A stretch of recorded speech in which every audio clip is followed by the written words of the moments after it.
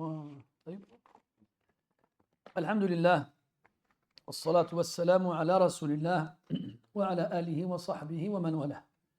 Amma ba'du, mes très chers frères, dans cette 22e journée du mois de Jumad al-Oula de l'an 1444, c'est-à-dire le 24 novembre 2024.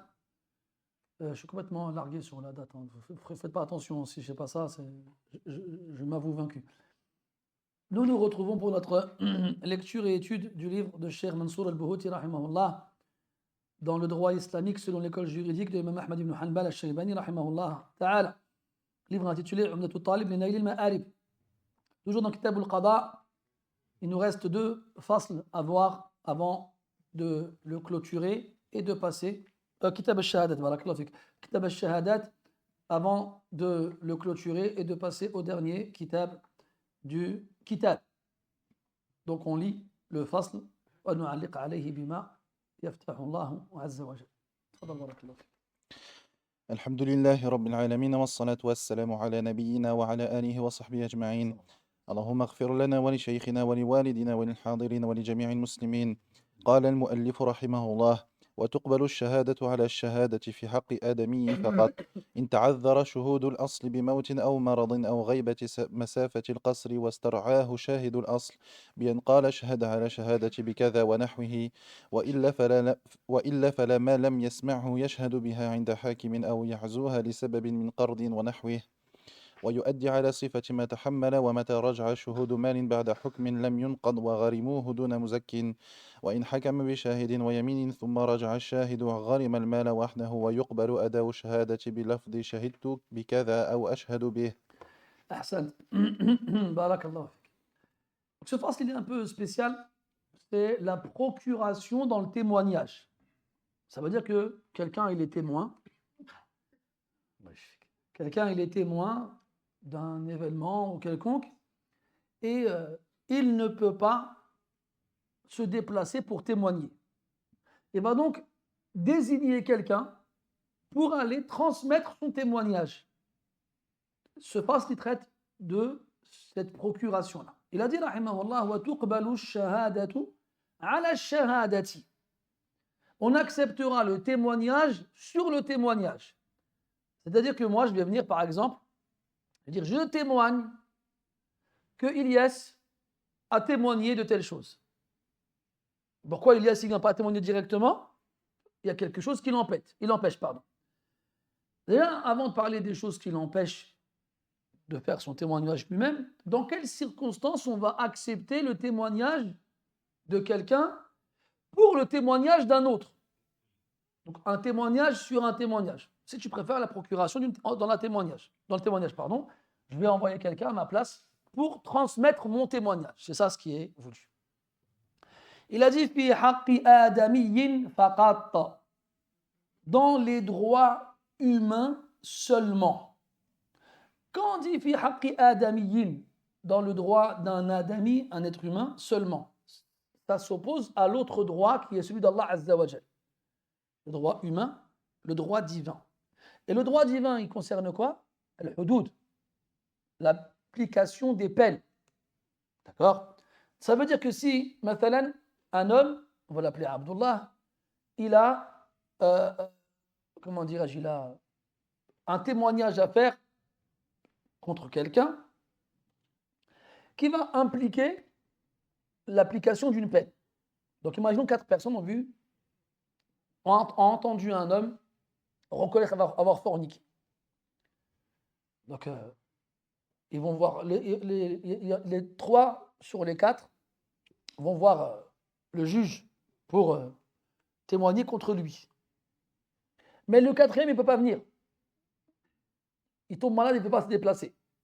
Alors il va prendre quelqu'un, et tu vas aller là-bas, tu vas me représenter, tu vas dire je témoigne que Foulan a témoigné avoir vu telle et telle chose. Ça, là, il y a juste. Pourquoi? Parce qu'en agissant ainsi, il y a une peine qui va être appliquée et le témoignage sur le témoignage n'est pas accepté dans tout ce qui touche à l'application des peines. Donc, dans ces cas-là, dans quelles circonstances on l'acceptera? On l'acceptera seulement dans tout ce qui touche aux droits humains. Donc généralement aux conflits d'ordre matériel. Non. Pourquoi est-ce qu'on a besoin donc de témoigner pour quelqu'un, à la place de quelqu'un qui aurait dû témoigner en temps normal? Il a dit in ta'azzara shuhudul asli. Si le témoignage de base n'est pas possible. Pourquoi? Bimaut, il est mort. Mais avant de mourir, il a confié cela à quelqu'un. Aou marad, il est malade. Et sa maladie l'empêche de se déplacer. Aou ghaibati masafatil qasr. Ou qu'il se soit absenté. Il est en voyage. Il est en voyage, mais on précise ici que la distance parcourue doit être suffisante pour qu'il puisse avoir droit aux permissions du voyageur. Ce qui veut dire que si il n'est pas à une distance lui permettant d'avoir les permissions du voyageur, il devra revenir. Maintenant, on est au Blanc-Ménil. Imaginons il part à Clichy-sous-Bois. Bon, je ne me demande pas pourquoi, c'est la première chose qui m'est venue à l'esprit. Bon, c'est pas très loin, on va prendre un autre truc. Imaginons il part au Mureau. Ah, c'est bien. Eh bien, ça a beau être loin d'ici, ça reste une distance inférieure à celle qui nous donne le droit aux permissions du voyageur. Donc, il devra revenir. Mais si maintenant il part à Rouen, qui est à peu près 130 km d'ici, on rentre dans la distance suffisante pour avoir le droit aux permissions du voyageur. Et ce udr qui empêche le témoin de base de se présenter, il doit être maintenu jusqu'au décret du jugement. Maintenant, on est le 24 aujourd'hui, le juge il reçoit le témoin du témoin. Parce qu'il est malade. Donc il écoute son témoignage et il dit Khlas, je donnerai ma décision dans une semaine. Et entre-temps, le témoin de base guérit. Eh bien, à ce moment-là, on le fera venir. On le fera venir. On ne va pas dire bon, c'est bon, ça y est, on a eu le témoignage de ton témoin, c'est pas la peine. Non, il devra venir. قال واسترعاه عليها الشاهد الأصل بأن قال. C'est-à-dire que le shahid al-far'i, ce qu'il a dit shahid al-asli, le deuxième témoin, donc le témoin du témoin, devra être désigné par le témoin initial. Istar'ahu, yani istahfadahu. Ma ma'na hada? Ça veut dire qu'il va lui dicter le témoignage. Il va lui dicter. Et il va faire en sorte que son témoin à lui ait bien retenu ses propos. Il dit écoute, le lundi 25 novembre à 14h, à Sevran, devant le Quick, un tel a frappé un tel. Ou bien un tel a emprunté 1000 € à un tel. Vas-y, répète. Et lui, il dira le mercredi, non, lundi. Donc, il va faire en sorte de lui dicter précisément le témoignage, comme il fera en sorte qu'il l'ait bien retenu. Istar'ahu, yani istahfadahu. Bi'an qal. Donc après, il donne les détails. Ishhad alayya. Ishhad ala shahadati bikada wa nahwihi. Il va lui dire, témoigne de mon témoignage en disant telle et telle chose. Après, il dit wa nahwihi, yani que ce n'est pas obligatoire de dire spécifiquement ça. Ishhad alayya bi shahadati kada. On peut lui dire autre chose. Tu peux le dire maintenant, ishhad anni ashhadu, des mots qui nous feront comprendre ce sens-là. Wa illa fala. Wa illa fala. Yani que si il ne lui a pas dicté précisément le témoignage et qu'il n'a pas fait en sorte qu'il lui ait répété comme il lui a dit, on n'acceptera pas son témoignage. Wa illa, yani illam yastar'ih, la tuqbalu shahadatu. Shahadatu shahidi ala shahidi al-asli. Yani si le premier témoin n'a pas fait en sorte que celui qui va le représenter ait bien entendu et bien retenu le témoignage le juge n'acceptera pas son témoignage. S'il arrive et dit, ouais, il m'a dit ça, mais il n'est pas, on n'acceptera pas son témoignage. ما لم يسمعه يشهد بها عند حاكم يعزوها لسبب من قرض ونحوه. يعني si le témoin qui vient, enfin la personne qui vient représenter le témoin vient et nous dit, moi je n'ai pas entendu le témoin, mais je sais ce qui s'est passé. On dirait non. On dirait, si ce n'est pas lui qui te l'a dit, on ne veut pas savoir comment tu l'as appris. Il faut que tu l'aies entendu. ما لم يسمعه. ويشهد بها عند حاكم. Donc bien sûr, ce témoin-là, ce représentant du témoin de base, devra transmettre le témoignage auprès d'un juge. عند حاكم. أو يعزوها لسبب من قرض ونحوه. يعزو أي ينسب. Ça veut dire que le témoin, enfin le représentant du témoin devra attribuer le témoignage en le mettant en rapport avec la cause de l'événement. Pourquoi tu viens, toi? Il a dit qard wa nahwihi, un emprunt, une vente, une location, ila akhiri. Donc, il devra, le représentant du témoin, lorsqu'il transmettra le témoignage, il devra l'attribuer, le mettre en relation avec la cause de la raison pour laquelle on a demandé à la personne de venir. D'accord? ويؤديها على صفة ما تحمل. Toi, tu n'as pas dit يؤديها, tu dis يؤدي. Il n'y a pas le ha. ويؤدي على صفة ما تحمل. En gros, le représentant du témoin devra transmettre le témoignage tel qu'il l'a entendu.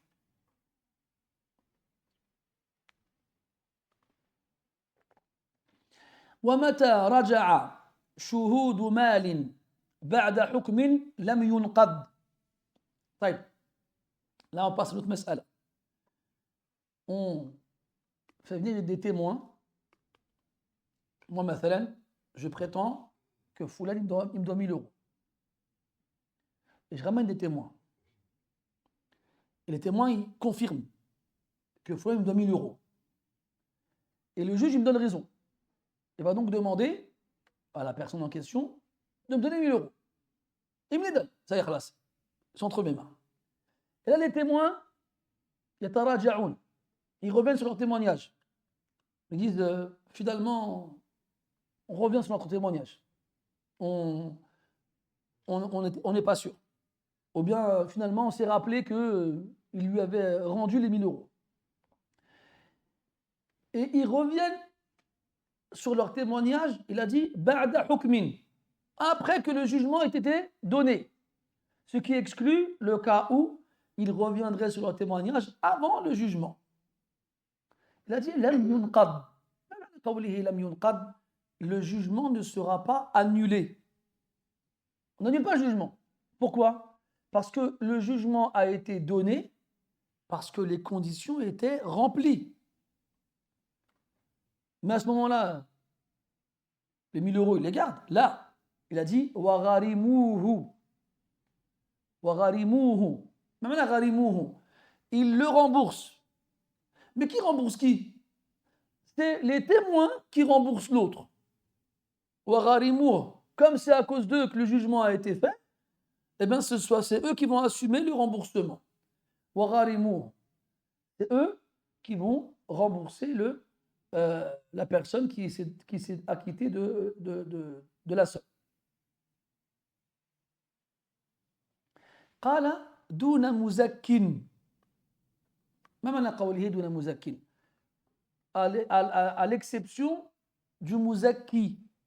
Donc nous, on a vu que pour que le témoignage il soit accepté, le témoin doit répondre à des conditions. Il doit répondre à des conditions et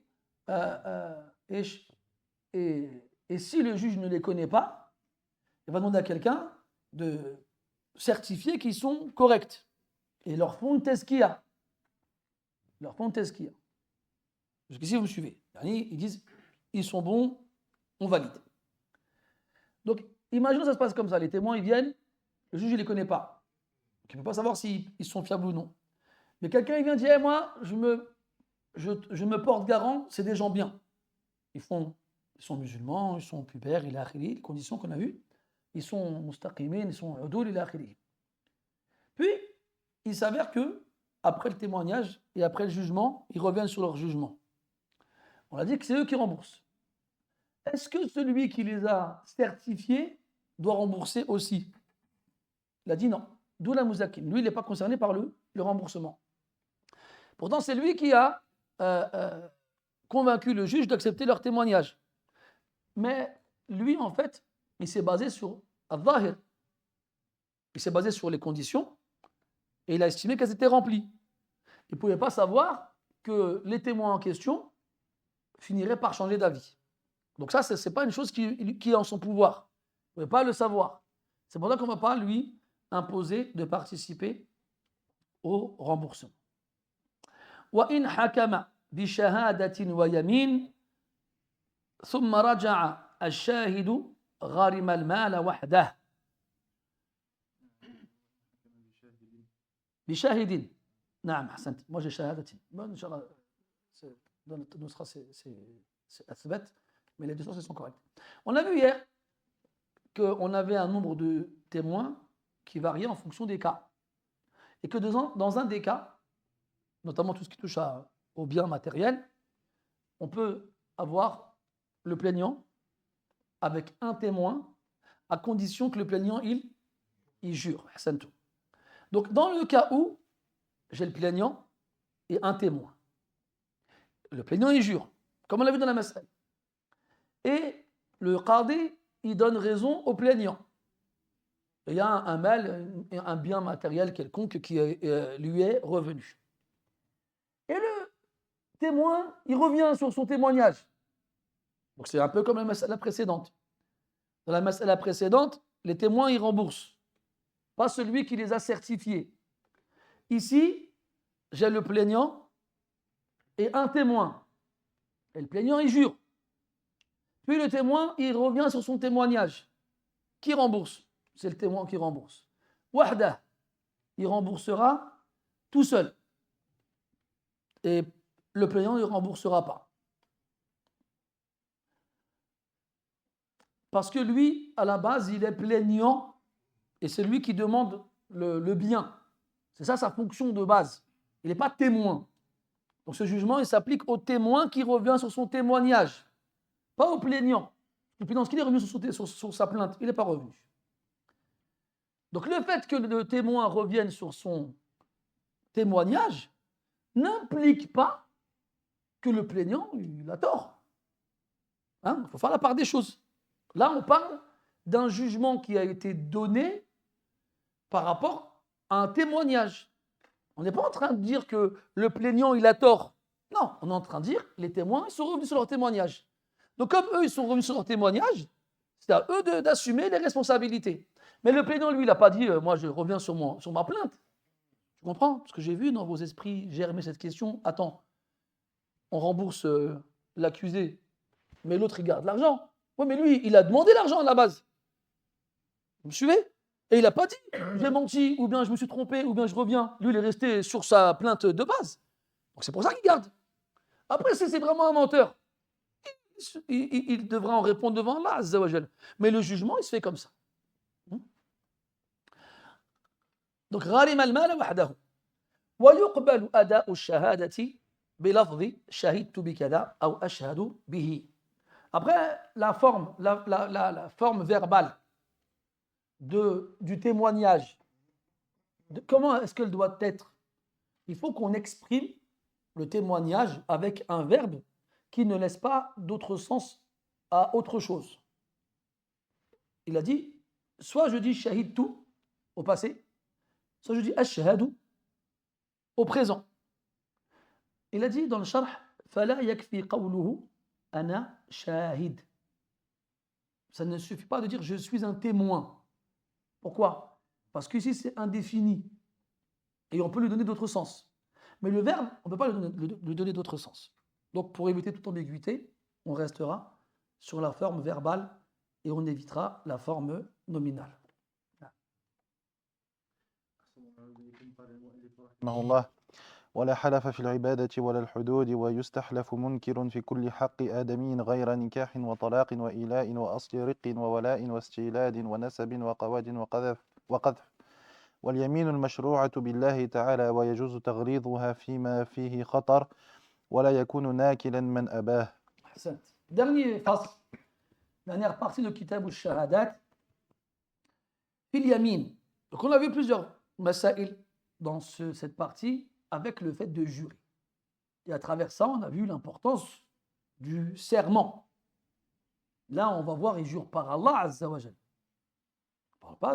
Il ne jure pas sur autre chose. Donc tout musulman digne de ce nom, qui accorde un tant soit peu de valeur à son ma'boud, celui qu'il adore, Allah tabaraka wa ta'ala, doit ressentir dans sa personne cette crainte de jurer par Allah et de mentir.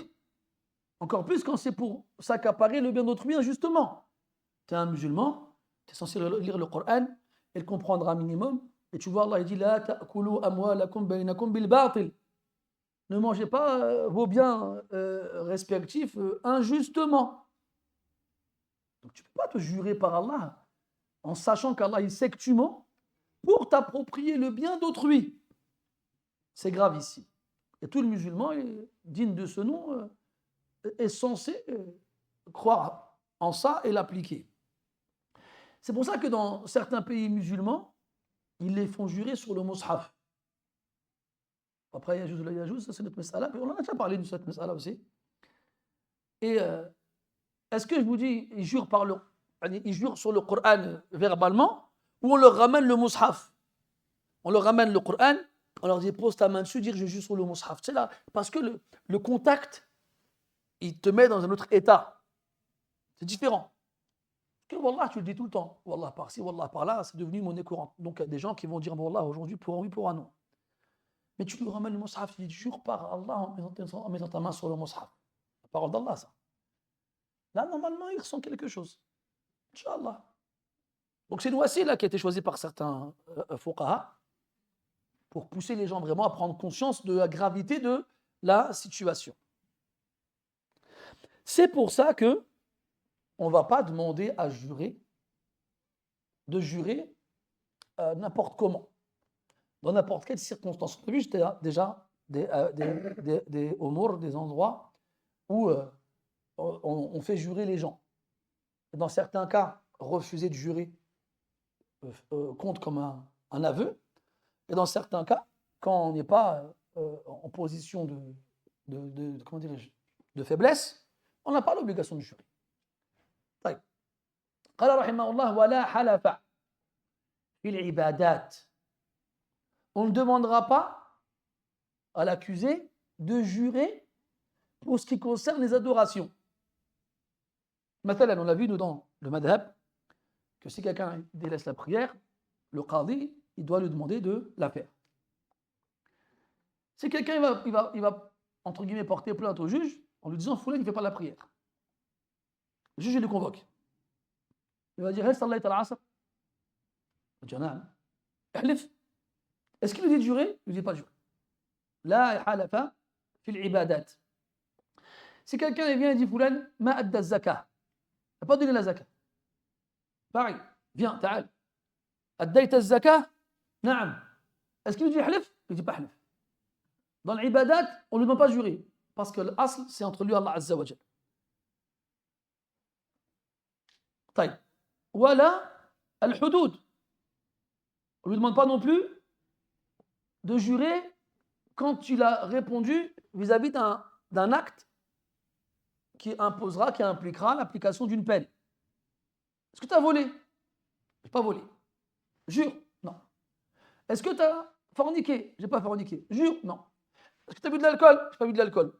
Jure? Non. Donc, quand la mas'ala concernera une question qui aura comme conséquence l'application d'une peine, alors, s'il répond à la question d'une réponse satisfaisante, on ne la mettra pas en doute en lui demandant de jurer, de confirmer par le biais d'un serment. Parce que les masaïl en rapport avec le hudud, avec les peines, al-aslu fiha as-sitr. La base, c'est qu'elles doivent être cachées. C'est-à-dire avant que le jugement ne soit donné. Mais à la base, c'est que ça reste dans un comité restreint.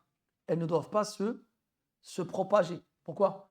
Parce que si la personne elle est accusée, et qu'à la fin, le juge il lui donne raison à celui qui est accusé, tout le monde, les gens vont se rappeler que de ça. Comme elle disait Aïcha radiyallahu anha, الناس يعيرون ولا يغفرون والله لا يعير ويغفر. En gros, elle disait qu'il fallait faire attention justement quand il y avait des... En plus, elle est bien placée pour le savoir parce qu'elle était victime d'une accusation injuste. Elle disait faire attention aux accusations. Parce que les gens, ils critiquent et ils ne pardonnent pas. Alors qu'Allah, il ne critique pas et il pardonne. Et c'est pour ça que c'est là que tu vois le gros n'importe quoi dans lequel on vit aujourd'hui, malheureusement, alimenté par les réseaux sociaux, où il y en a un inconnu, il vient, il balance une accusation qui aurait donné des sueurs froides aux salihin, et qui leur en donne des sueurs froides, et tout le monde les propage et les relaie et les relègue, et je ne sais pas quoi encore. Après, ça me fait rire, moi. Ça y est, après que le raz-de-marée soit passé et qu'il ait tout emporté sur son passage, ils font des lives avec des chouyours où ils lui posent la question. Mais c'était... Pourquoi vous faites un live, en fait? Pourquoi? Ça, c'est à la base, on va voir les ulama, et on fait ça en petit comité. Pourquoi vous faites des lives? Ils font des lives pour tout aujourd'hui. Voilà, franchement, qu'est-ce que la ghorba, elle se fait de plus en plus sentir. Des fois, je te jure, déjà, quand en dehors, imaginons, sur les réseaux, là, TikTok et Instagram et compagnie, imaginons, il n'y aurait pas ces trucs-là. Il n'y a pas de musulmans dessus. Imaginons. Déjà, tu n'as pas envie d'y aller. Quelqu'un d'aqil, c'est même pas quelqu'un de musulman, c'est quelqu'un d'aqil, il ne perd pas son temps sur ces trucs-là. Qu'est-ce que tu veux voir? Des gens qui se filment et qui parlent. La fois, j'étais sur le chemin du retour, je me suis arrêté à un rond-point, et il y avait deux jeunes devant un arrêt de bus, il faisait nuit, il pleuvait.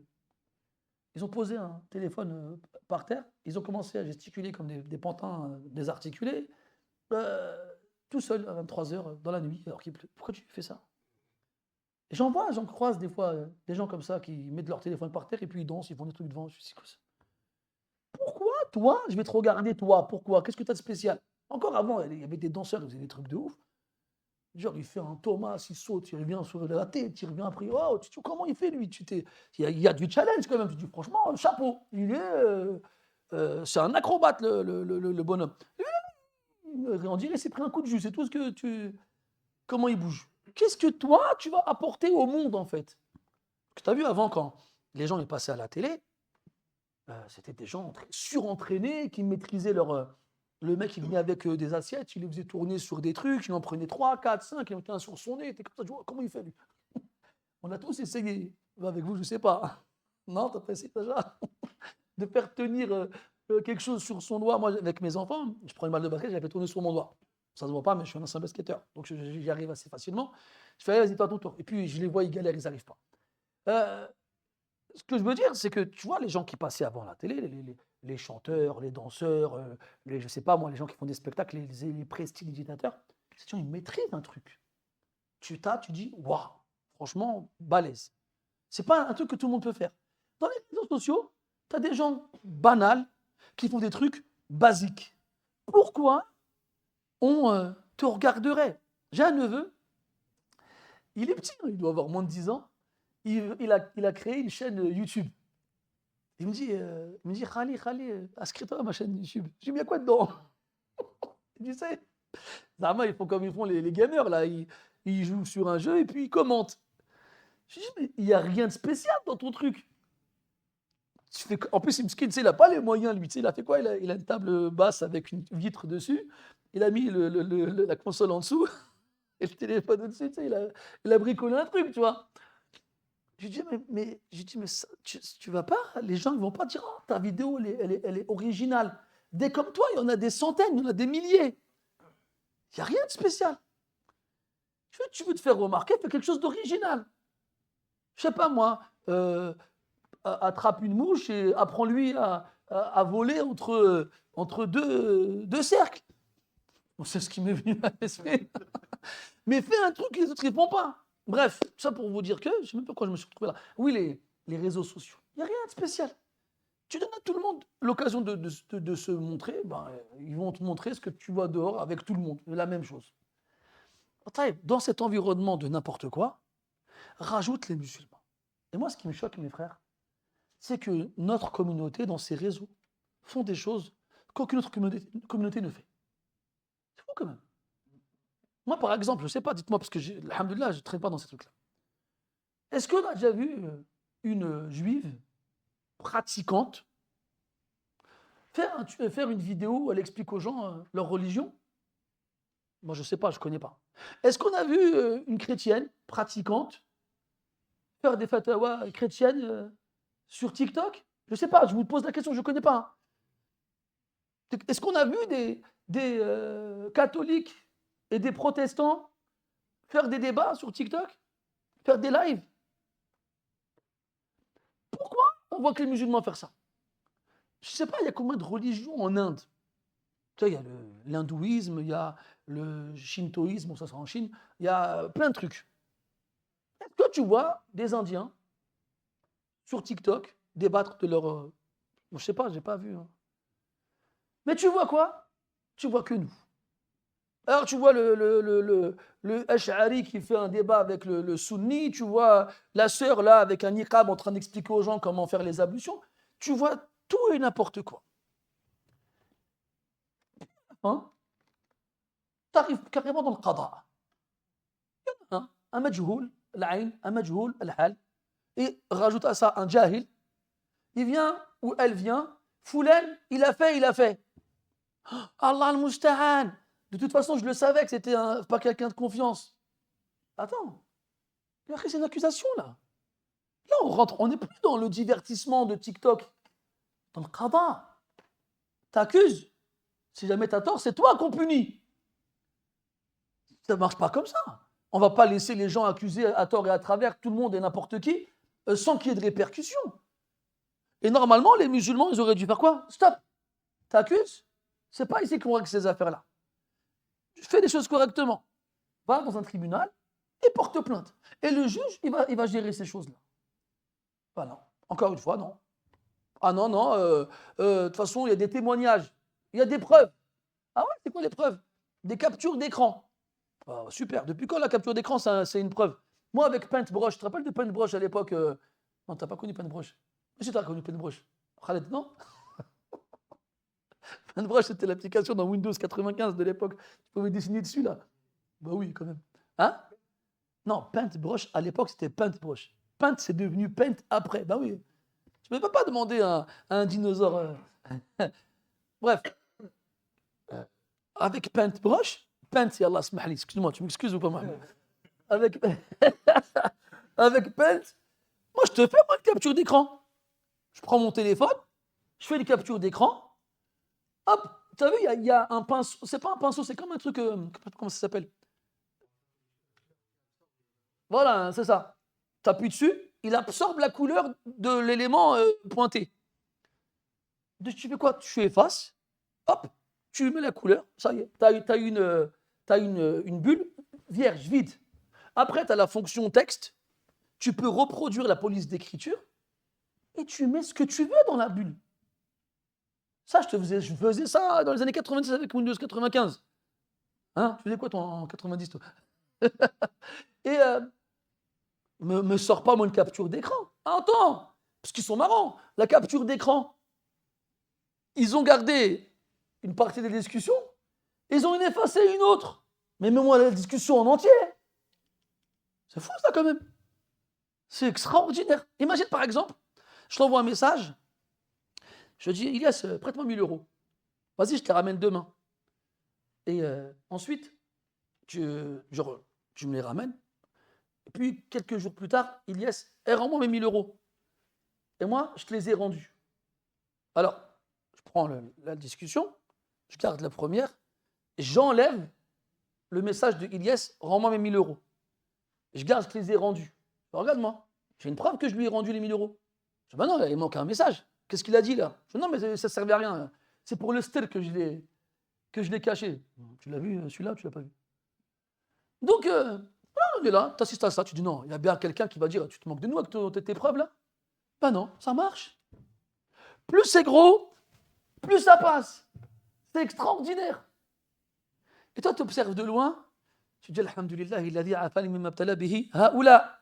Mais non! Tu reçois un message, voilà, mais véridique. Hein. Ah, Allah, il dit qu'Akhi, t'as pas pris position. De toute façon, on le savait. Subhanallah. Tu t'appliques pas, tu parles pas, tu dis rien, mais on ne te laisse pas tranquille.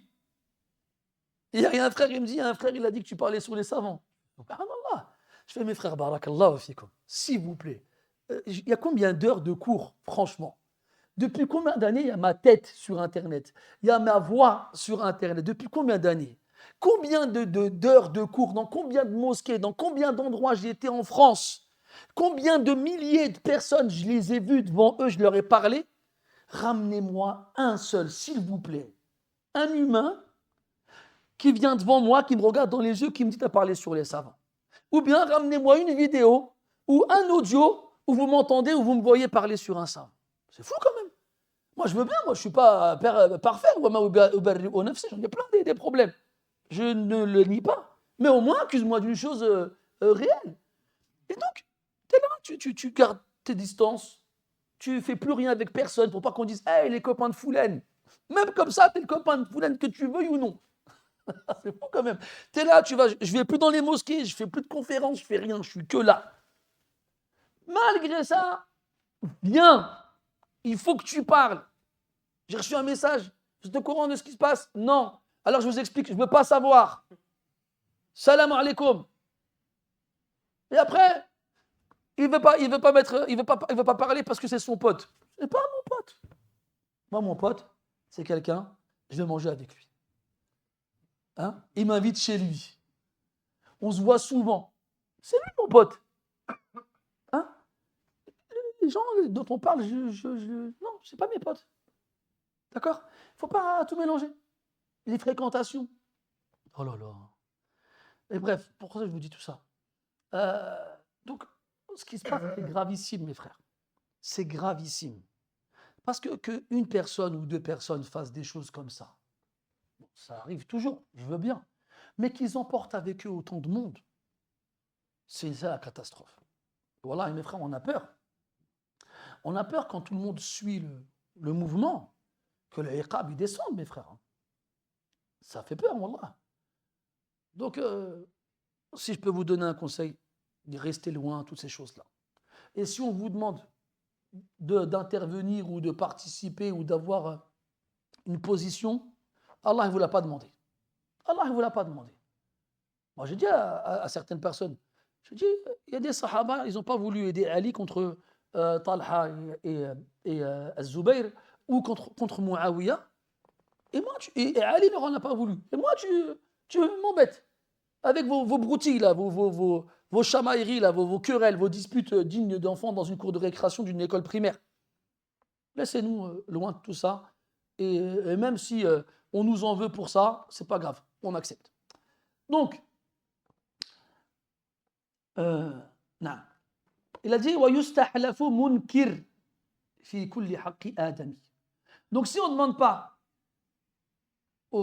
à l'accusé de jurer pour ce qui concerne les ibadat et pour ce qui concerne les hudud, on lui demandera de jurer s'il nie l'accusation dans le troisième type de cas, c'est-à-dire tout ce qui est d'ordre matériel, en rapport avec les biens matériels.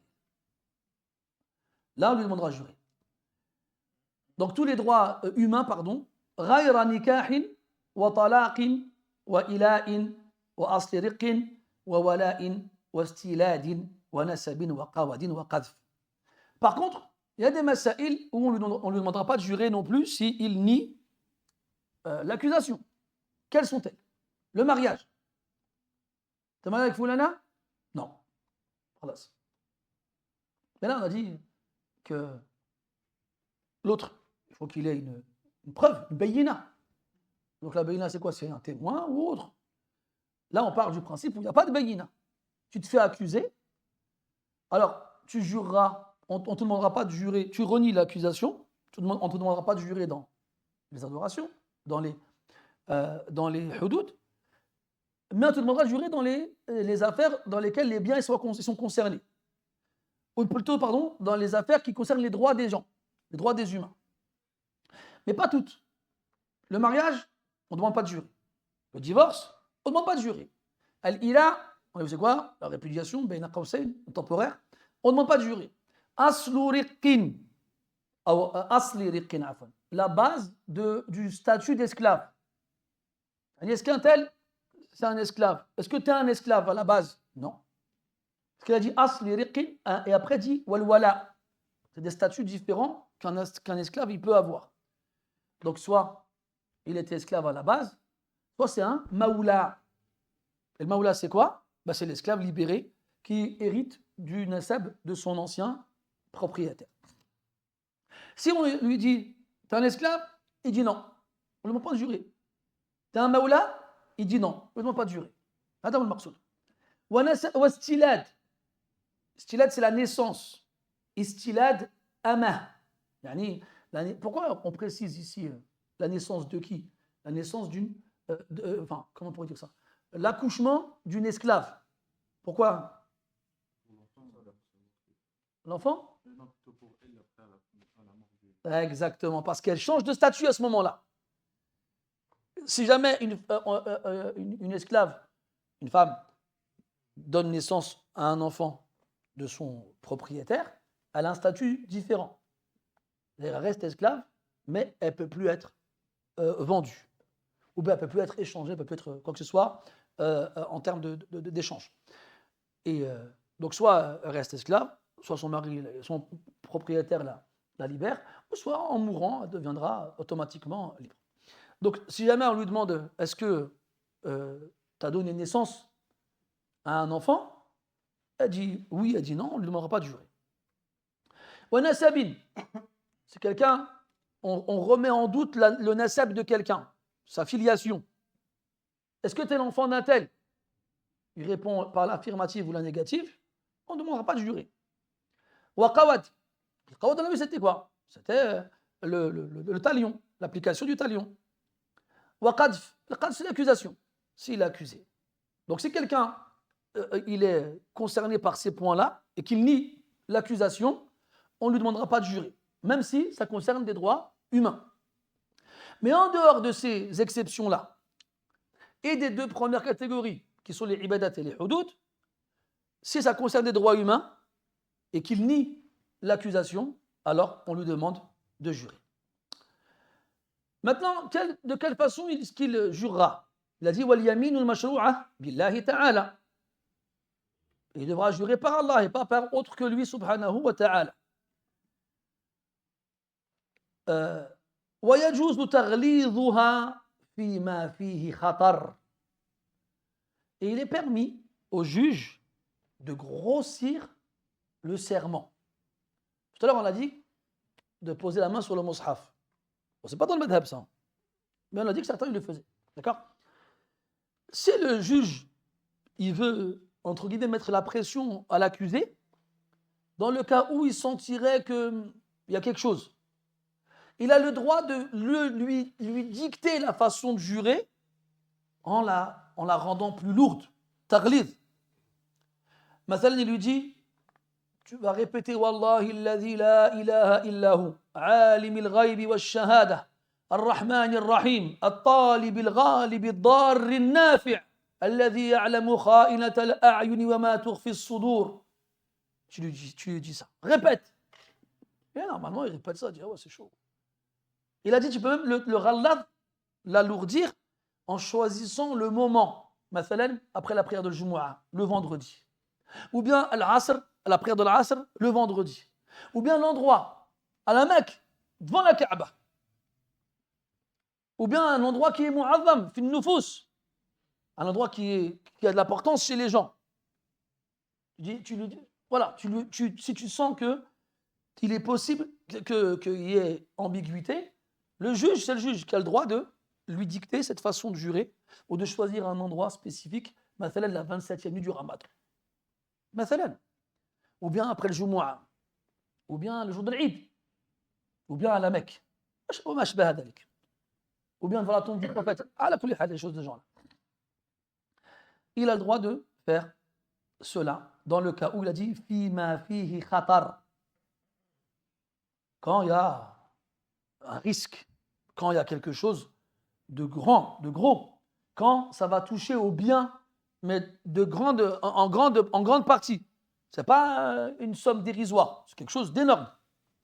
Imaginons par exemple, ça concerne un esclave, et que celui qui accuse l'autre, il dit oui, c'est pas son esclave, en fait, il le garde contre son gré, et il n'a pas le droit de l'avoir. Et l'autre dit, c'est ton esclave ou pas? Il dit, oui, c'est mon esclave. Vas-y, jure. Wallah, c'est mon esclave. Attends. Je vais jurer comme je vais te dire, moi.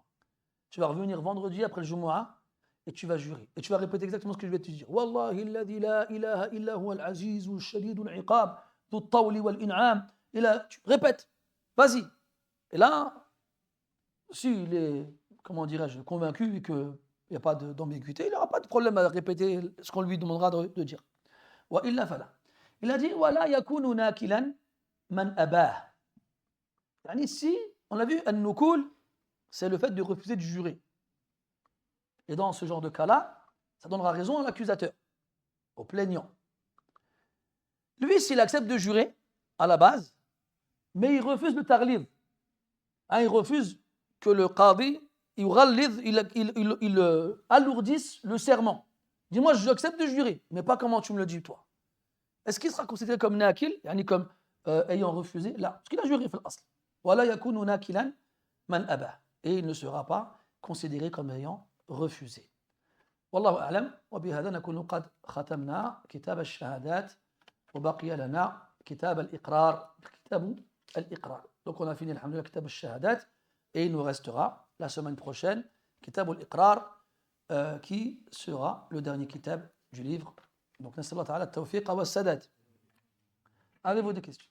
Oui, Ayad.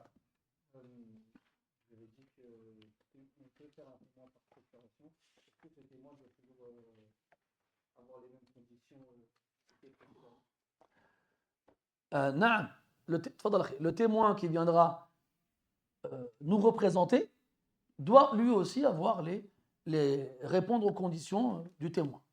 نعم, والله أعلم.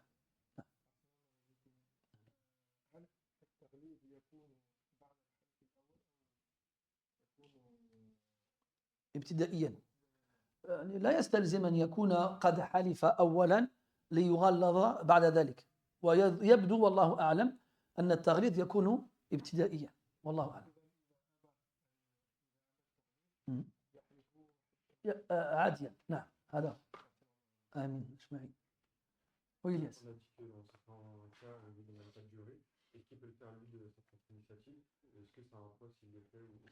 Alors, normalement, il ne jure pas de sa propre initiative. Dans un hadith rapporté par l'imam Muslim, le prophète sallallahu alayhi wa sallam parle des gens à la fin des temps, de certaines façons, il dit wa yahlifun wa la yustahlafun. Ils jureront sans qu'on leur demande de jurer.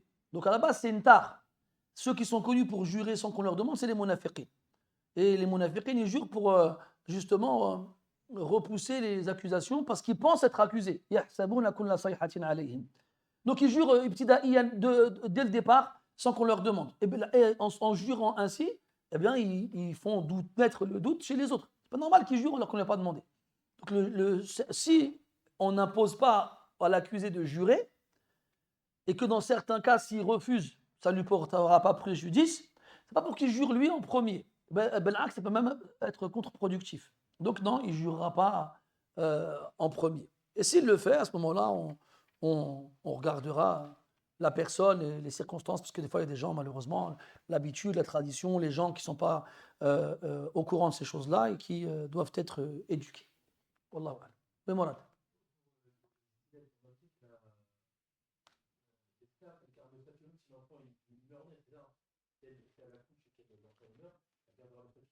C'est ça.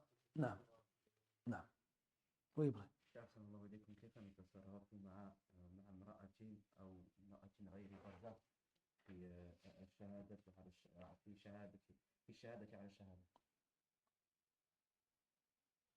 لا أدري.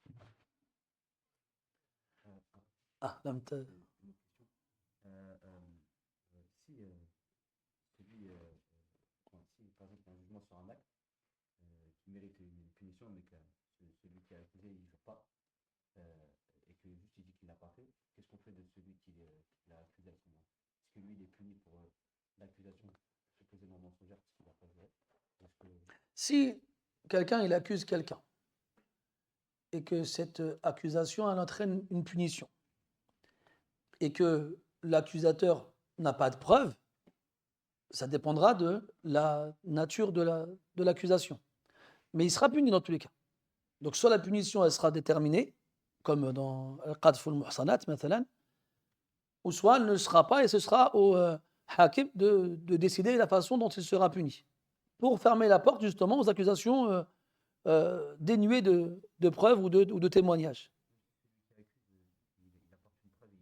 Ah non, s'il apporte une preuve, c'est... Non, nous regarde. À la base, on lui demande pas, lui, on lui demande il accuse.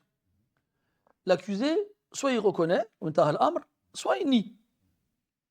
Après, on demande à l'accusateur, est-ce que tu as une preuve? Donc, soit tu as une preuve tangible, ou bien tu as un témoin. S'il en a, on demandera, ça dépend, après, encore une fois, ça dépendra du contexte. Mais dans le cas où il n'en a pas, on ne demande pas, on laisse partir l'accusé. D'accord? Et si l'accusation en question fait partie des accusations qui sont punies, si elles ne sont pas accompagnées de preuves, alors il sera puni. Donc tout dépend du contexte en fait. C'est-à-dire que quand le Moussanif dit voilà, halaka fil ibadat, voilà, c'est que dans la première partie du déroulé.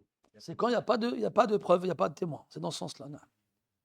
Wallahu a'lam. Oui, Khaled.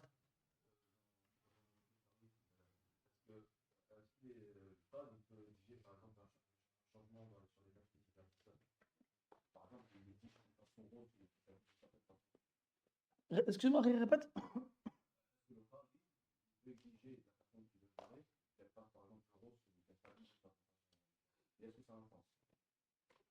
Pas à ma connaissance.